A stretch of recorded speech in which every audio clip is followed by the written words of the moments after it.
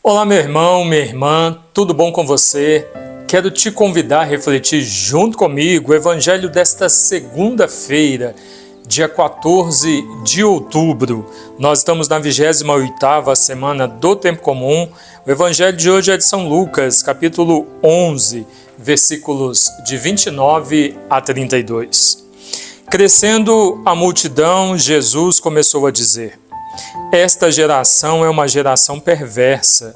Está pedindo um sinal, mas não lhe será dado sinal, a não ser o de Jonas. Pois, assim como Jonas foi um sinal para os ninivitas, assim o Filho do Homem o será para esta geração. No dia do juízo, a rainha do sul vai levantar-se com os homens desta geração e os condenará, porque ela veio das extremidades da terra para ouvir a sabedoria de Salomão. E aqui está alguém maior que Salomão. No dia do juízo, os habitantes de Nínive vão levantar-se com esta geração e a condenarão, porque se converteram ouvindo a pregação de Jonas. E aqui está alguém maior que Jonas. Palavra da salvação, glória a vós, Senhor. Queridos irmãos e irmãs, nós iniciamos mais uma semana, que esta semana seja de muitas bênçãos na sua vida, viu?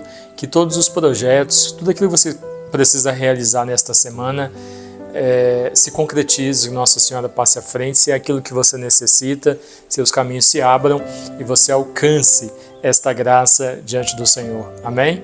Deus abençoe sua semana, meus queridos. Nós ouvimos na mensagem do Evangelho de hoje, Jesus falando para aquele público que estava ali diante dele e quase desenhando, né? Em alguns momentos Jesus quase que precisa desenhar para que eles entendam aquilo que ele está dizendo. Então ele usa o exemplo de Nínive, usa o exemplo de Salomão, mas eles não entendem. Jesus traz o exemplo de Jonas para falar para aquele povo desses grandes profetas e do que eles realizaram, e cita inclusive de uma forma muito clara, né? Pois está aqui alguém que é maior do que Jonas, está aqui alguém que é maior do que Salomão. Esse é o desenho que Jesus faz, né? Afirmação direta, e eles não entendem. Mesmo assim, muitos não reconhecem que Jesus é o enviado do Senhor. Até hoje ainda tem aqueles que não creem que Jesus era o Messias e estão aguardando a vinda do Messias. Meus queridos, por que isso acontece? Porque falta para muitos de nós uma comunhão com Deus. Jesus nos mostra em diversas passagens do Evangelho os momentos de oração que ele tinha com Deus. E em algumas passagens evangélicas ele diz: entre o Pai, eu e o Pai somos um só, falando da íntima comunhão que existia entre Deus e ele. Essa comunhão, humanamente falando, nós podemos alcançar através da oração. A oração é um diálogo. Quando nós dialogamos com Deus, nós falamos, Deus nos ouve. Chega um momento que nós nos calamos, Deus nos fala, nos dá um direcionamento, nos dá um norte. Então, somente é possível reconhecer a ação de Deus, somente é possível reconhecer um enviado de Deus quando nós estamos em comunhão com Ele.